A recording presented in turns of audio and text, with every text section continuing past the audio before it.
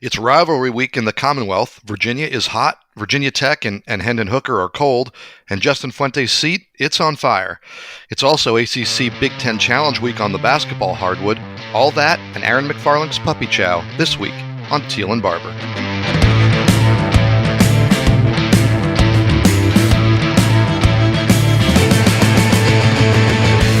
Hello and welcome to episode 32 of Teel and Barber, the Richmond Times-Dispatch and Richmond.com's Virginia Tech, UVA, and ACC sports podcast. I'm Mike Barber, ACC beat writer for the paper, and joining me here as always, my co-host, the 13-time Sports Writer of the Year and the Virginia Sports Hall of Famer, Mr. David Teel. David, how are you? Good morning, Mike. I'm well and hope you're doing the same. I am. Thank you. And I thought, David, you had a really good take in a column you wrote this week. Basically, the idea of celebrating what we got from college football to this point. And no, it hasn't been perfect, but it's been enjoyable. And it's been not normal, but it's been something. And I thought that was a really good point. David, what have you taken from or gotten out of this college football season so far? Well, Mike, this is what we asked for, right? I mean, most of us who love college athletics, we craved a football season in 2020. I mean, some semblance thereof. We knew it was going to be weird and bizarre and interrupted and lack the pageantry that we're accustomed to. But, you know, to think that by the end of the regular season, the ACC could have played 87 of its 90 scheduled games, to me it's darn near heroic to think that everyone was able to come together and pull this off. And I mean everyone, from the equipment managers to the trainers to the maintenance folks, and especially the players and coaches. Yeah, I don't think people fully appreciate, and maybe we have a better vantage point because of our jobs, what the players have really sacrificed to get this done. And it really is remarkable. And I appreciate it because if you remember, before it all got rolling and we were talking about what was going to happen, what might work, what might not work, and there was this very vocal, let us play movement, right, in college football. And kids said, we'll do what we have to do, let us play. And I said this months ago, and I still feel this way, and I was kind of reminded when I read your column, it almost felt like we, and when I say we, that just the country, the body of college sports, NCAA, everything, it's almost like we were daring them. Like, okay, give it a shot. Let's see what you can do. And here we are in December, and damn, they did it. Yeah, no, they absolutely did. And, there could be hiccups ahead. We don't know. I mean, heaven forbid, but, conference championship weekend could, some team have an outbreak and some conference, and then you've got the college football playoff and whatever remains of the bowl season, and we'll delve more into that later. But there's still a lot of unknowns out there, and as we see on a daily basis with basketball. So we're certainly not out of the woods with the coronavirus, and probably won't be for quite some time. Yeah, we're not finished. We're not to the finish line. I think we both feel like we got more from this year than we expected. What's if you had a favorite moment to date from UVA, Virginia Tech, somewhere you've covered, something you've watched, been a part of? What's been your favorite moment of this, admittedly unusual season? I guess I would go back to the first time I set foot on a college campus for a football game. And my first game of the year was at Virginia Tech, and I'm almost certain it was the NC State game. And you drive up, you're used to traffic, and you pull in a lot and nobody there. And I just remember, and I don't know if this is a favorite moment, but it was just a reminder of what the year was going to be like. I'm walking up the sidewalk toward the stadium, and there, all by his lonesome, is the Frank Beamer statue. And I'm like, this just isn't right. I mean, on game day, everybody's flocking around Frank's statue, right? Taking selfies and putting the kids up there and taking their picture and posting it on Instagram or Twitter, whatever your favorite social media outlet is. And it was Poor old Frank, he was there all by himself. Well said. And it's funny that's the thing that jumps to mind for you, because when I was thinking about that question, the thing that jumped to mind for me was my first game at UVA on the other end. It was afterward when I walked out of the stadium kind of by myself, and the parking lot was empty, kind of like it usually is. Now, I had a shorter walk to my car, but that was like that first moment where I felt like, okay, this is how my Saturday nights end. I walk alone to my car, and I think about the game I just wrote about and what I'm going to write to follow. And do I have the discipline to come home and not eat a whole bag of chips or snacks because it's been a long day? And so, yeah, that's kind of one of the things that stood out to me as well, was just that first time being back and getting to it. Well, speaking of getting to it, let's get to it, David. And Sure. Let's start with the Hokies, who, not surprisingly, right, got drilled by Clemson on Saturday night. In the end, it was not close. It wasn't that competitive. The game wasn't without drama, though. In the first half, at least, Tech did some things to stay in it. And like many things in 2020, it wasn't without oddities. We saw the sprinklers go off in the middle of the game. On an already cold night. I'm sure everyone loved that, although Dax Hollifield sure seemed to enjoy kind of playing in it the way my daughter does with our front yard sprinkler. But maybe the most memorable, in a bizarre way, part of Saturday night was Hendon Hooker's situation, his apparent battle with the cold. And he bobbled a clean snap on that first drive. Justin Fuente felt like he had some issues getting the team out of the huddle on the schedule they wanted. They wanted to use a lot of clock, and they benched him. Braxton Burmeister comes in.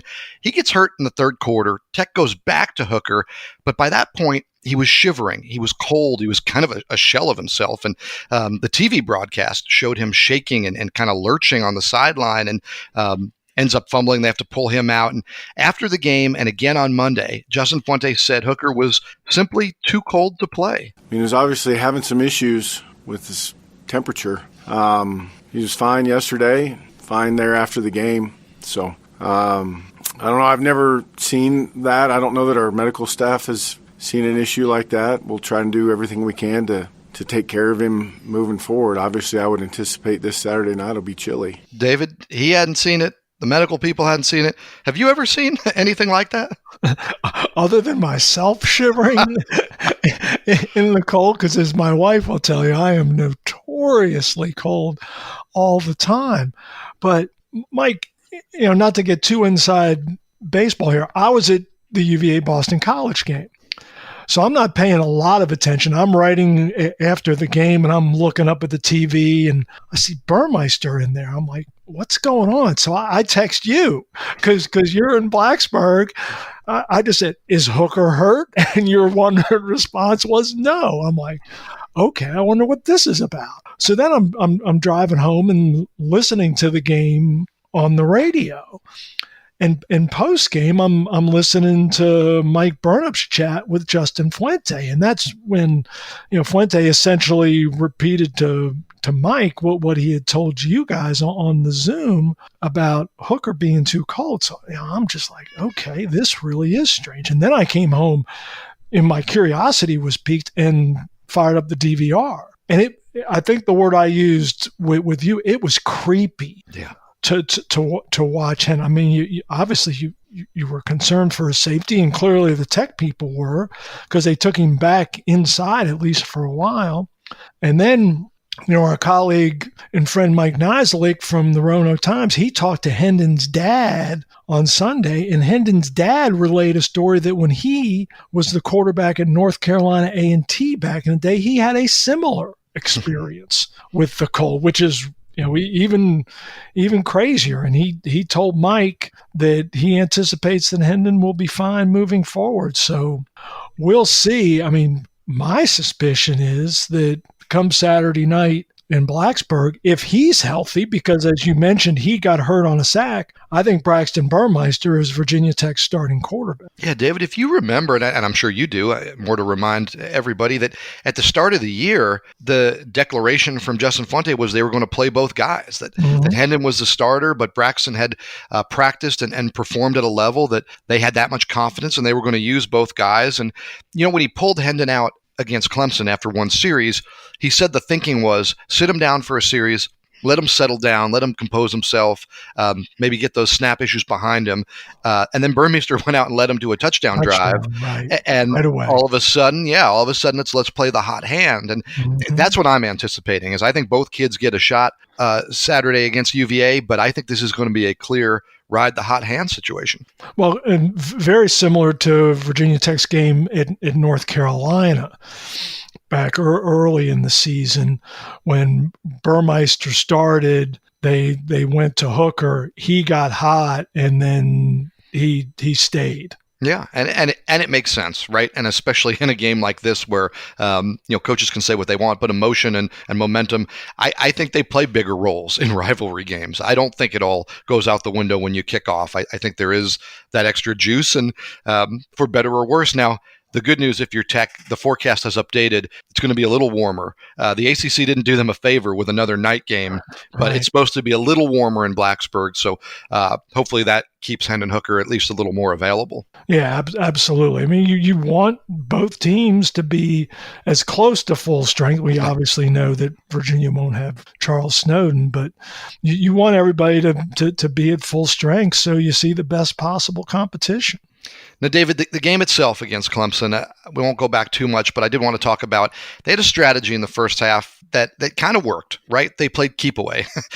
They held on to the football for nearly 20, I think, of the first 30 minutes. They trailed just 17-10 at the break. And David, they might have been even closer if not for some really conservative play calling. I want to go through that segment at the end there, 55 seconds to go, and Tech has 3 timeouts.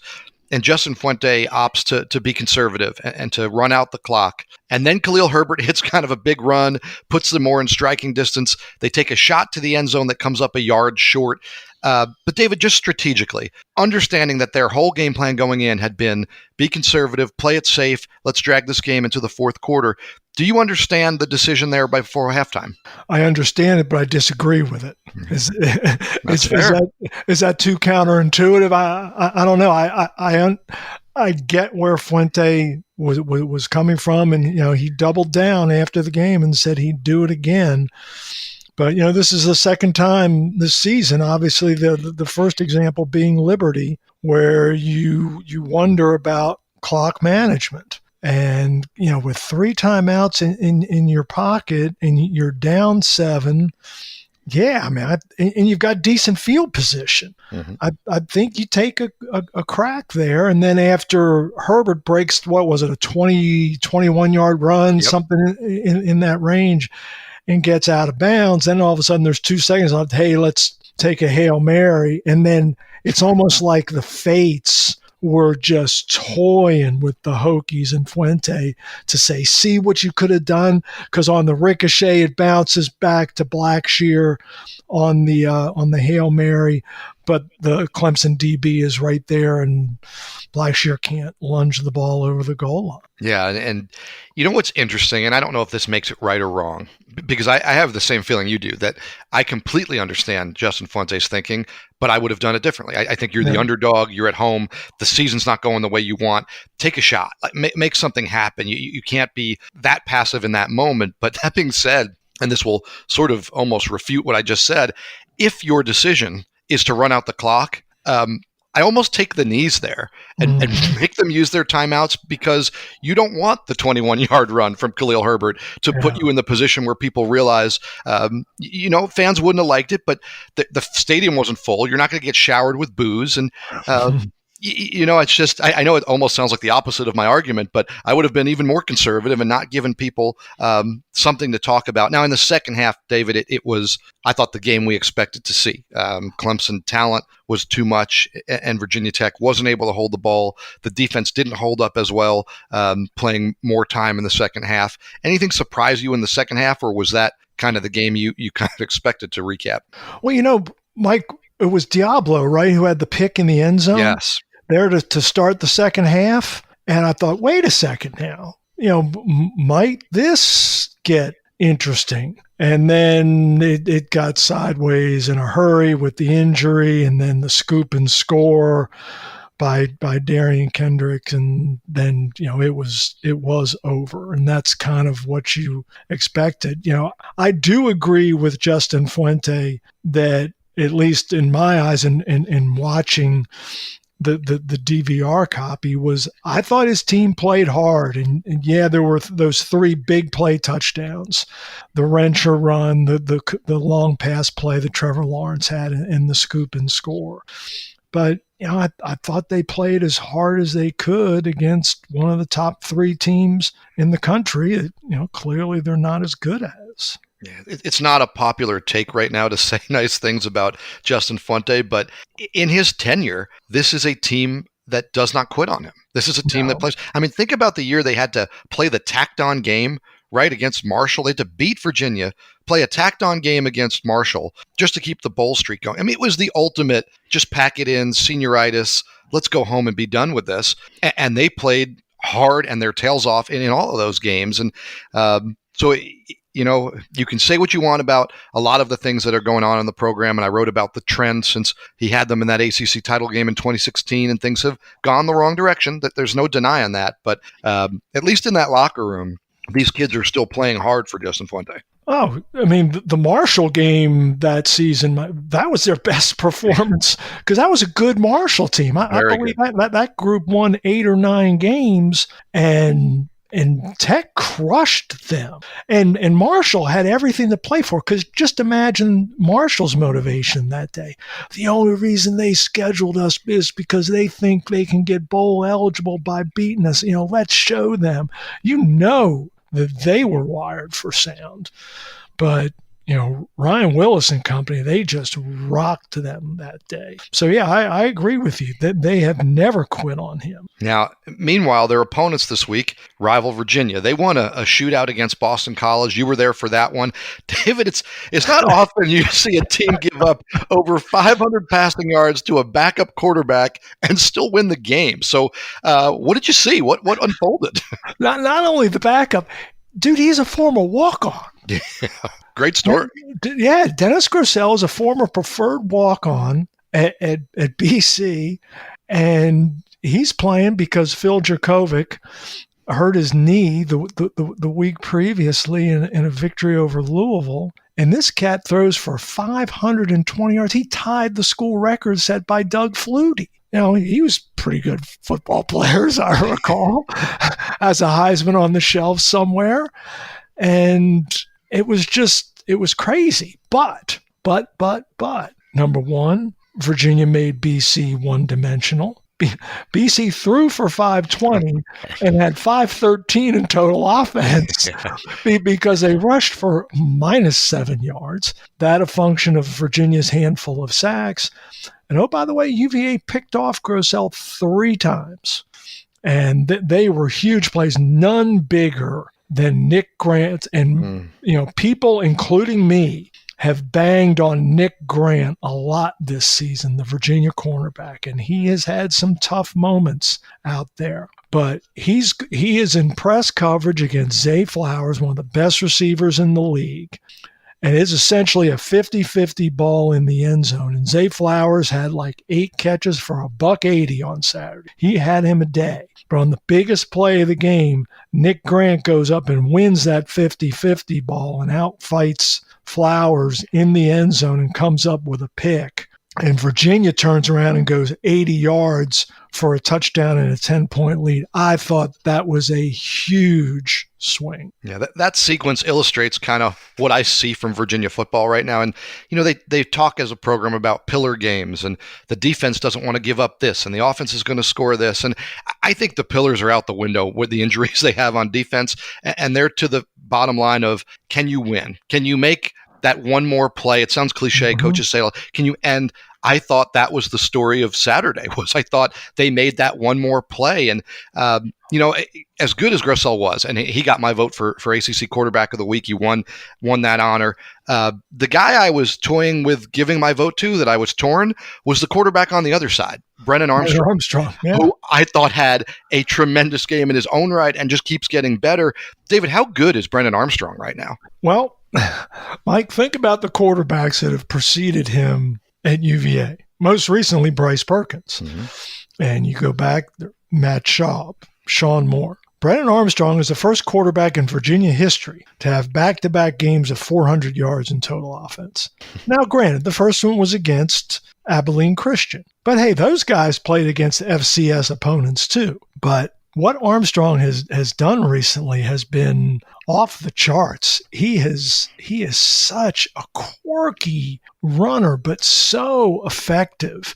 And what makes him more effective is how Robert and I, the offensive coordinator, also deploys Keaton Thompson, who's obviously a former quarterback himself, who now is just a jack of all trades hybrid. And I think because defenses know they have to keep their eyes on Thompson as well in the run game, that creates opportunities for Armstrong.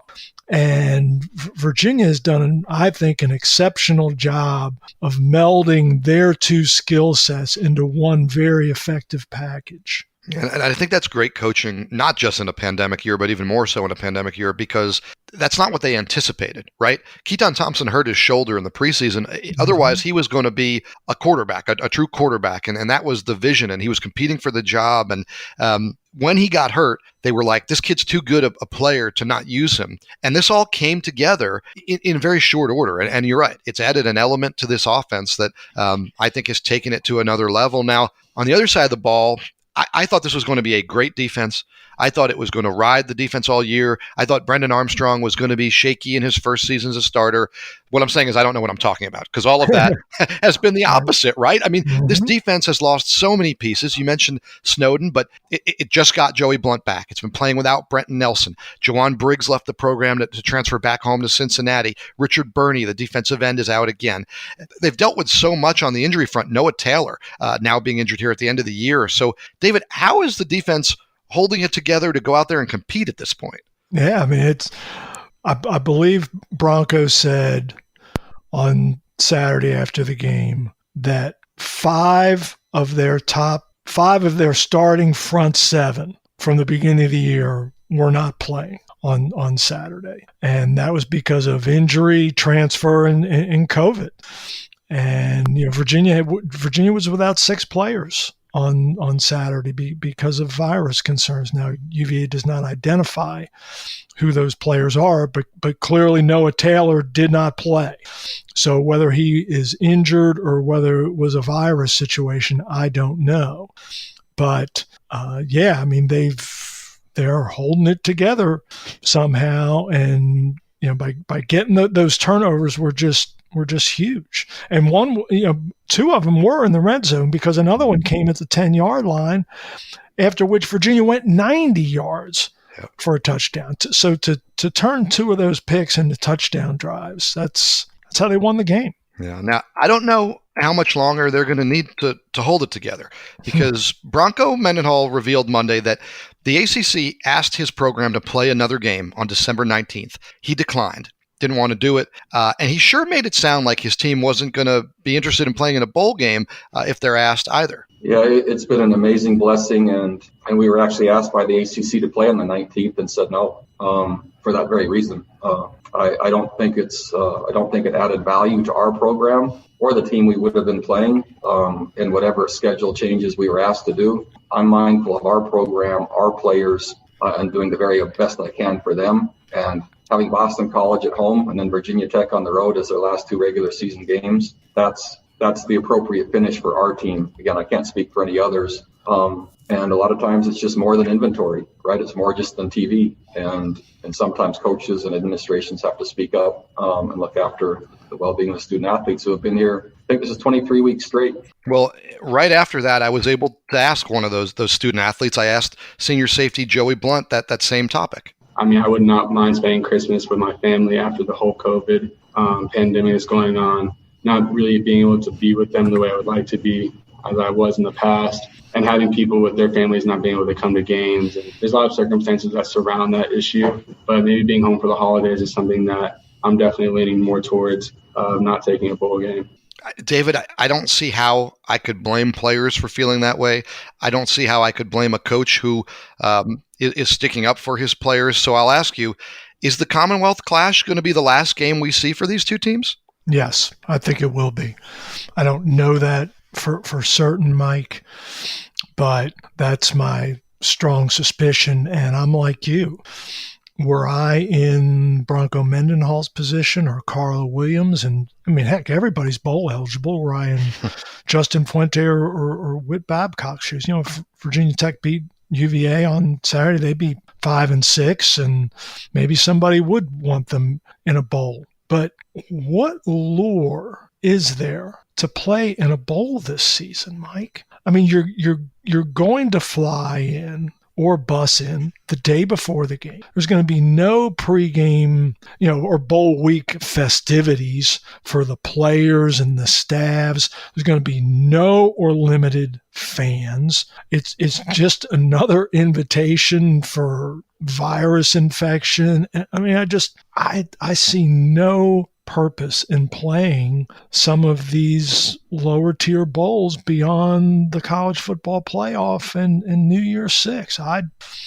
Maybe some teams will feel different. Maybe a Miami, which is only lost to Clemson this year. Maybe if Miami beats Carolina this week, they say, we still want to keep playing. Okay, cool. Have at it. If you can find an opponent in a bowl, and then good on you. But I would be of the mind, already we talked about previously, Bronco Mendenhall asked his players. He didn't demand it, but he asked his players, please don't go home for Thanksgiving because we still have games remaining and we don't want to risk infection. And they went along with that. No Thanksgiving. Would I want to be home for the Christmas season? You're darn right I would. Yeah, I think that's the answer. I think the answer is whatever the players want to do should be what the teams do, because they've asked so much of these kids. And, what I don't want to see more than anything is this presentation or this opinion that teams that don't feel like going to a bowl game are somehow quitting or are less competitive. Oh, yeah, that's garbage. That's garbage. Yeah. These kids have done so much to get on the field. Now, there are considerations on the business side for why you're playing the games. For TV, you heard Bronco mention TV inventory. I thought Shane Beamer in his introductory press conference mentioned that, hey, if you're a new coach coming in and the team you're taking over plays in a bowl, you can then observe those practices. And so there's some things about the football mechanism that might make sense. But to me, it all pales in comparison to you've asked your kids to sacrifice a ton. Do they want to sacrifice more for another chance to play? And some may want to do that. Or do your kids want to go home? And if your kids want to go home, then send them home because I think they've earned it. Yeah, and what will be interesting, and I don't know that we'll ever know the details, is what if your team is split on something like this?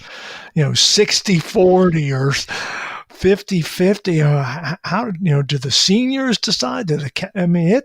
It's a very, very interesting dynamic because I think you could easily see how there would not be clear and overwhelming consensus. We see this with every issue in sports, right? There's different opinions, there's different takes, and on something this personal, I would be stunned if any locker room was even in 100% agreement. But yeah, I think that the senior idea, different programs do it different ways, right? Leadership councils and team leader. I think there's going to be some of that, but I think we're on the same page that, it's got to be up to the kids, and then there's got to be the majority or the overwhelming sense of we want to do this or we don't want to do this. And, it's interesting with Bronco turning down the game on the 19th. Maybe if you do the math, there's some time to send the kids home, bring them back in quarantine and restart. But I don't think anybody really wants to go through that. Like, I think they want to leave campus, go home, and that'll be that. And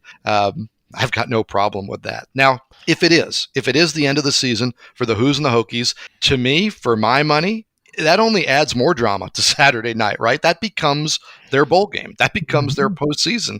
So what are we thinking? What are we looking at here? And let's take a look at it this way. Virginia Tech wins the game Saturday night if what happens, and UVA wins the game Saturday night if what happens. David, who do you want to start with? Well, since you mentioned Virginia Tech first, I would say Virginia Tech wins Saturday night if it can somehow, and it's really struggled with this, defend effectively against quarterback run. Mm-hmm. And that means both Armstrong and Thompson. And even Trevor Lawrence gave the Hokies fits in very limited run packages, but he had 2 rushing touchdowns. Am I right on that? Yeah, and very similar where he really rode the option for a long time and was able to see what Tech was doing and weren't particularly contested. Yeah. So to me, and obviously you go back to last season. Why did Virginia beat Virginia Tech? Yeah. Bryce Perkins rushed for how many yards? 160, 100. I forget how many, but he busted the 2 long ones early, and Virginia Tech hunkered down after that. But it was too late.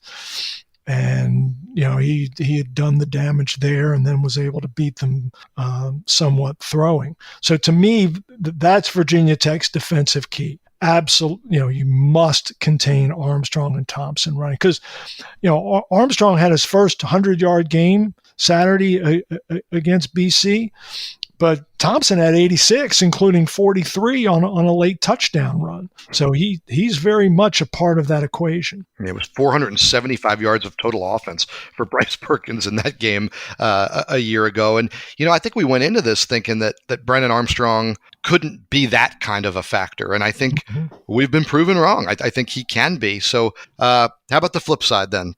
Virginia wins if it can somehow defend the pass a little more effectively.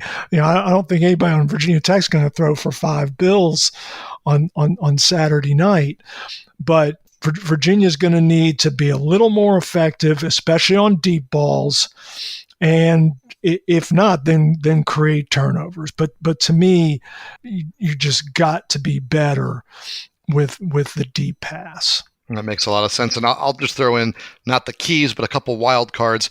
Virginia Tech, and in particular Brock Hoffman, there have been some penalties in some big spots this season. We saw it again in this Clemson game. Ended up that they benched Brock Hoffman after his second double-digit yardage penalty. All signs point to him coming back to starting, but there's a measure of discipline. And again, it goes back to what we said, if this is the last game. There's going to be a lot of emotion. Virginia Tech's been through a rough year. Virginia's been asked to do a lot to get to this point. There was bad blood, if you remember, when this opener was postponed. A lot of Virginia players took to Twitter, even a Virginia coach took to Twitter to basically say, our guys were committed and wanted to play, and you all messed it up. There is more to this game than in years when there's been something on the line, right? Titles. There's something to this game with everything these teams have been through. I think the team that can maintain its composure and discipline is going to be a key on both sides here. Yeah, I agree with you. And no question, there was a little bad blood after that season opening postponement. But I'm glad that it's at the end. As the opener, it was going to be just so strange. And now that it's at the end of the calendar, I think that's pretty cool. Yeah, it gives everybody something to look forward to. And it also brings us to this week's Who You Got? Thank you, Mike. It's a simple question this week. With the rivalry game Saturday night in Blacksburg, who you got? Hokies or Who's? Let's start with David. I'm going to ride the hot team.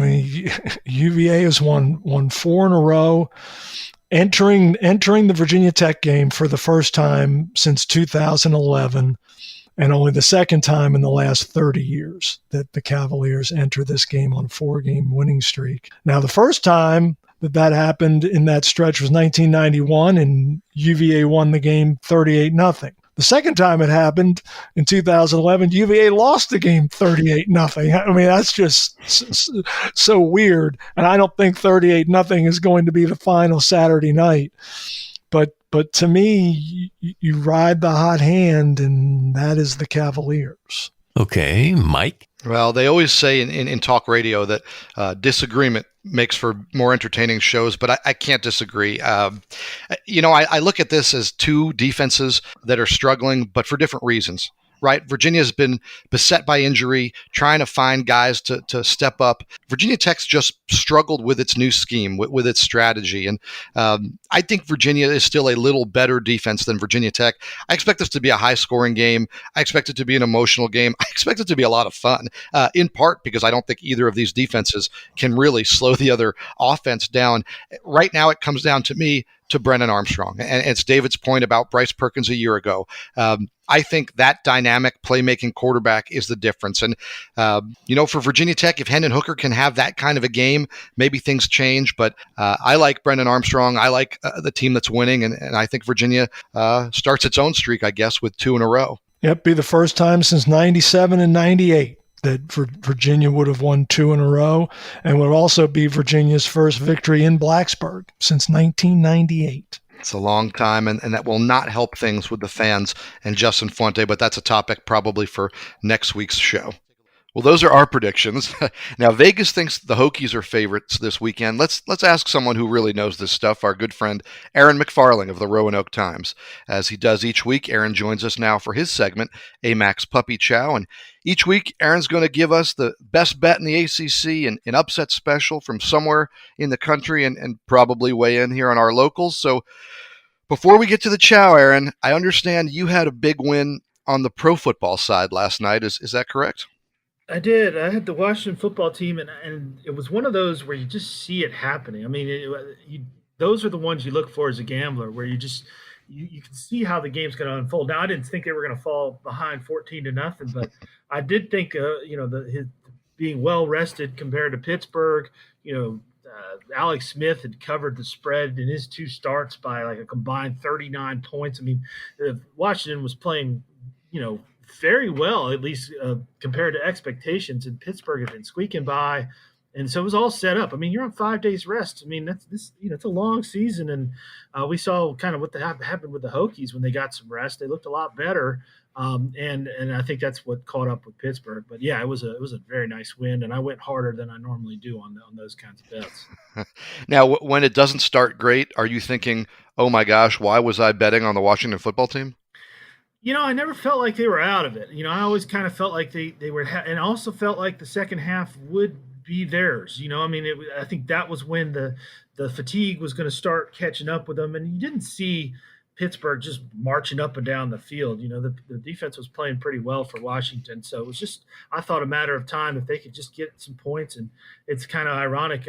Somebody noted on Twitter that it was interesting. I think it was Clark Rulin, but he said it's interesting to see a team actually use their 55 seconds right before the half to go down and get some points. Unlike some teams that we've seen, they did. They got a field goal out of the deal, and that helped. I mean, that gave a little momentum. So you're able to win at the pro level. You've been able to win at the college level. Tell us, what upset do you love this week? I don't have an upset unless we're going to talk about Virginia Tech and Virginia, which I am going to. I'm going to take the dog there. Spoiler alert. But no, my one pick, I only have one other pick this week, and I'm tired of taking these games that get rubbed off the board. I mean, I'm tired of it. It happened again last week with our MAC game. I'm going to take Miami, and I'm going to lay the 3 against UNC. I've been looking at this. I mean, starting with that UVA game on Halloween, right, when they lost to UVA. They've covered just once in 5 games. I'm talking about the Tar Heels here. That's a bad trend. The Canes had a breezy game last week, 48-0 over Duke, and that was their lone game since November 14th. Excuse me. So I mean, they've had some time. Obviously it was COVID related, but they've had some time to be away. And in this season, as we're seeing freshness matter a lot, I just think Miami's going to roll here. I mean, the home team is, in the last 8 meetings between these two teams, the home team's 7-1 against the spread. Okay, the Tar Heels are 1-4 in their last 5 meetings in Miami. I look to play the dog first, but when I see all of this, I'm going to just go ahead and lay the 3 and feel very comfortable about Miami winning this game fairly handily. So it feels good about Miami in the ACC. Let's talk about that other ACC game. You referenced it and kind of told us where you're headed, but UVA, Virginia Tech, it was a subject of our Who You Got question today, so I'll ask you the same. Who do you like, and what's a smart play here? Yeah, I'm very interested. I'm always interested to listen to the whole podcast, but I really want to hear what you guys had to say about this too. But I think, I mean, I was trying to find ways to take Virginia Tech here. I think there were some scars over the years where I took Virginia and just had egg on my face year after year after year taking Virginia in this spot. Um, and most years I did take the Hokies, but there were years where I felt pretty good about Virginia. I'm telling you, man, I don't know why you would lay the two. I don't know why. I mean, I don't think the home field matters that much. We talked about it last week. I didn't think being in Blacksburg was going to be a big deal. Um, Virginia's covered in 5 straight games. I mean, they're playing great. I think they see the end. I mean, we had a chance to talk with Blunt yesterday, and he was talking about how that he'd like to spend some time with his family. I don't think they're going to go play in a bowl. I think they're going to probably decline it if they get that opportunity. This is it for them, I'm guessing, and I think they're going to put it all out there. I mean, in years past, there's been, I think, a very noticeable talent gap between Virginia Tech and Virginia. I don't think that's the case this year. I mean, I think the talent is fairly even. You don't know what's going on with Hooker. I mean, they say he's fine. But I was worried about that kid last week, man. I mean, I was watching him. I was just like, what is going on with this young man? And if you don't have Hooker, I mean, they're going to have Hooker, but how will he play? How will he do? I guess it's supposed to be warmer this week than it was last week. That'll help, I guess. But there's just too much unknown with Virginia Tech. They just haven't been steady in any way. Virginia's been the opposite. And Virginia Tech, I liked how they played in that first half for sure. But part of that was just strategy, keep away, keep away, ball control. They did that great. I don't think that's going to work against Virginia. I think Virginia can eat the clock just as much as the Hokies can. And therefore, I'm going to take the Cavaliers here to send Virginia Tech fans into just a malaise. I mean, if they're not there already, which I think a lot of them already are. Yeah, we've said before, and I say it a lot on the podcast, I think that after disappointing losses or lopsided losses, the fans are really angry Sunday and Monday, and by Tuesday they're starting to come around. And I don't know that this Tech fan base has started to come around. And Aaron, you're right. If Saturday night doesn't go their way, this is going to be more than upset Sunday, Monday, I think, for that group. I think it's rare to see what we saw on Saturday before the game, where if you're on Twitter, you're seeing people either actively rooting against their own team or, or just feeling so dark about the opportunity here that there's no chance. And usually by Saturday, people are like, oh, what the heck? Maybe it'll happen, and then, you put on your foam finger and you root. But I didn't get a lot of sense of that. I think they were just waiting for that other shoe to drop. And of course it dropped in the second half, 28-0 Clemson run there. So I don't know. I mean, I certainly think there's some things to like about what we saw last Saturday, but not enough to say that Virginia Tech's turned a corner here and they're going to win this game. Makes a lot of sense, Aaron. Thanks for joining us, and go enjoy those Washington football team winnings. Thanks, brother. We'll talk again soon. That was Aaron McFarling of the Roanoke Times and his segment, AMAC's Puppy Chow. So football's wrapping up, basketball's heating up, and aside from all the games that are being canceled due to the COVID outbreaks, this has been interesting so far. It's been fun to watch. David, UVA has now lost to San Francisco. It needed overtime to get rid of Kent State. Are you concerned with what you're seeing from Tony Bennett's club? No, still too early to be concerned, and it's hopefully a long season of in terms of games and time span. I still think the Cavaliers will be just fine, and that doesn't mean I think they're going to beat Michigan State on Wednesday night. In fact, I would probably pick the Spartans to win, but I just think, much like Bronco Mendenhall's football team, I think the longer the season goes and the more entrenched and comfortable Virginia becomes on the defensive end, the better the Cavaliers will be. And I think they will be a national and ACC contender. Yeah, there are 3 problems that I've seen to this point with Virginia, and at least 2 of them I am 100% sure will be fixed. The defense has been a little off, right? It hasn't been postseason March form. It's not supposed to be at this point, but the defense has been a little off. UVA's led the nation in scoring defense 6 of the last 7 years. The year it didn't, it ranked second in the nation. they're going to be fine on that end of the floor.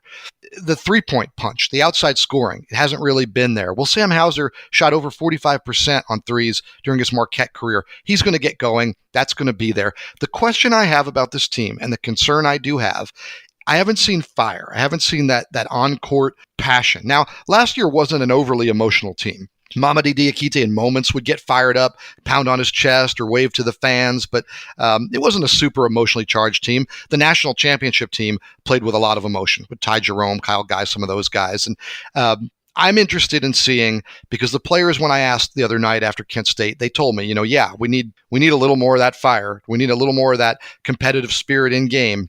I'm curious where it comes from. Is Kihei Clark the guy to bring that? He's been out of the starting lineup, but they went to him late in that game. So is he the guy who brings the fire? And here's an interesting possibility. Last year, when the team wasn't, quote unquote, as good, Tony Bennett fought for every possession. He complained more to officials. He argued more with officials. He got more animated with players. There was more of that from him because he knew. And I asked him, he said, this team needs every possession. Every possession is vital. If this team is missing fire and passion, maybe that's where it comes from. Maybe Tony morphs into that and gives them more. Because that's the only thing, David, right now that I don't see, that I don't know where it's going to come from.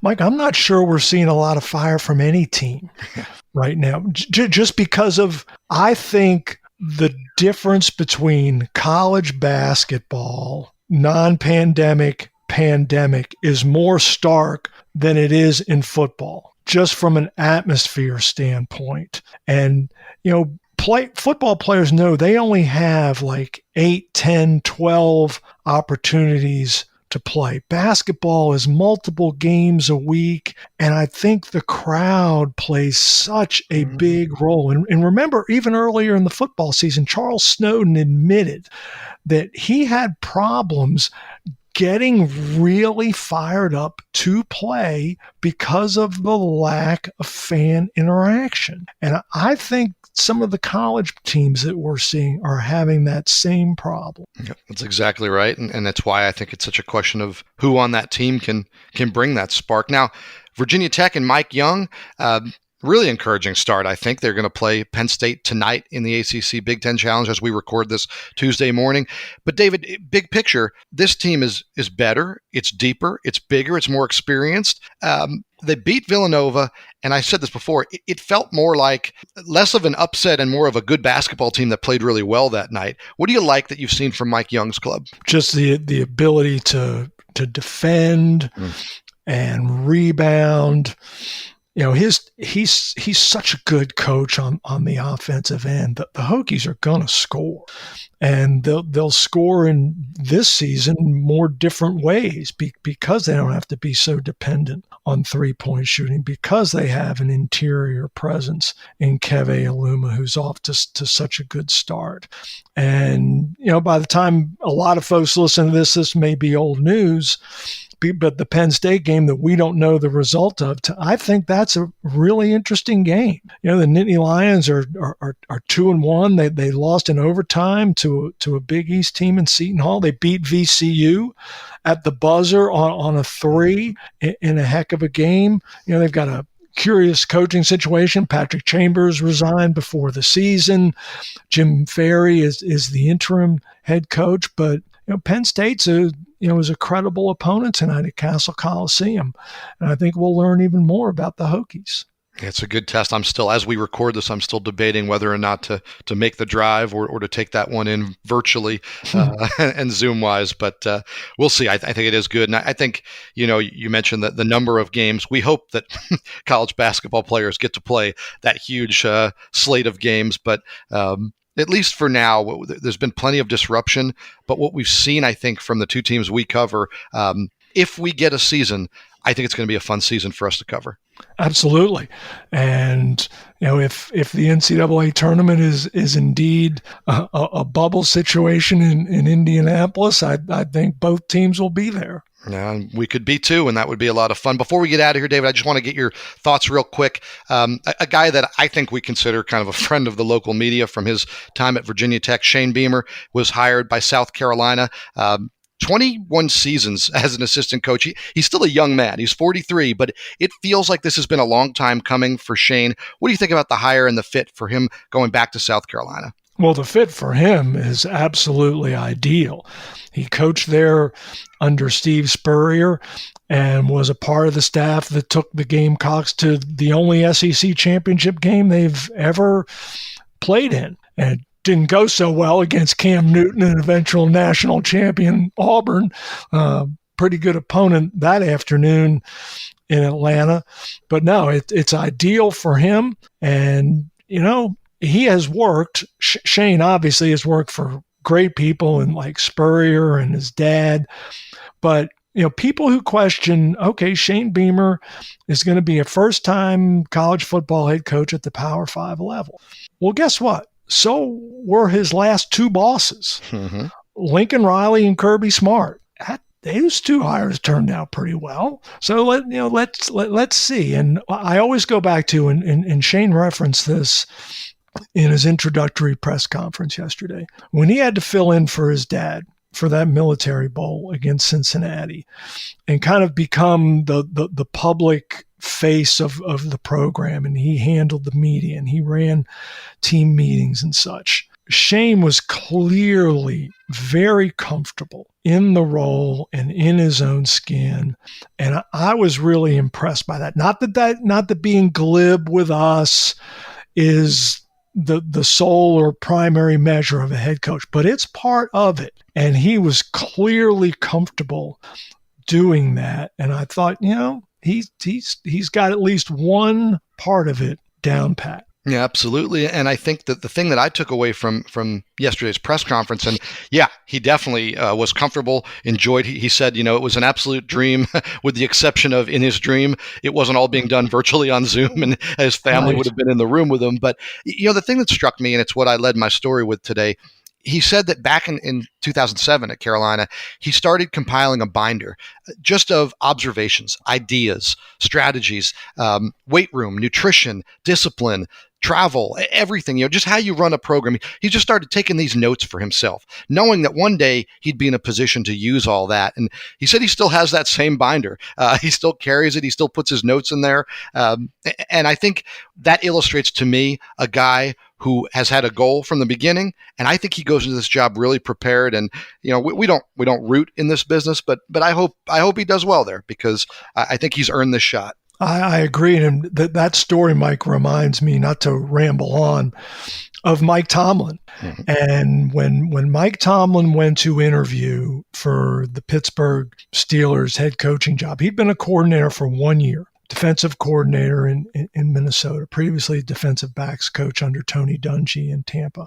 And Mike took to the interview with him a binder, a plan that he had been compiling for years and years of how he would run a pro football organization. And the Rooney family was blown away. And that's why he got the job. So as I read your story today and I listened to Shane tell that anecdote yesterday, I thought, that reminds me of Mike Tomlin. It's not a bad guy to be compared to now. Right. Although not yesterday's result notwithstanding, of course. Yes. As we covered in the segment with Aaron McFarling, that one paid him quite nicely, but not Mike Tomlin's finest moment now. Thanks for listening. You can subscribe to Teel and Barber on Apple Podcasts or wherever you find your favorite podcasts. And please consider supporting local journalism with an online subscription to the Times-Dispatch. You can find special promotional offers available at richmond.com. Today's show was produced by Dean Hoffmeyer. Teel and Barber is a podcast of the Richmond Times-Dispatch and richmond.com. For David Teel, I'm Mike Barber. Thanks for listening. Be healthy and safe, and please join David and me again next week.